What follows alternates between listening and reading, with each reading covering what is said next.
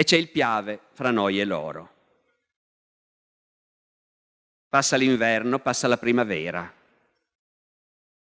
Gli austriaci non hanno abbastanza forze per attaccare e noi assolutamente non abbiamo le forze per attaccare noi. Quindi si rimane lì a guardarsi da una parte all'altra del Piave. Si va avanti, la primavera declina nell'estate e si comincia a avere nel mondo la sensazione che forse quest'anno questa guerra potrebbe arrivare alla conclusione. I tedeschi in Francia, ne riparleremo, scatenano una serie di offensive, come dire, o la va o la spacca, ci bruciamo tutto, se va bene arriviamo a Parigi. Gli austriaci decidono che anche loro devono fare qualcosa.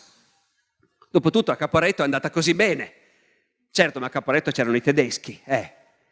Adesso i tedeschi non ci sono più.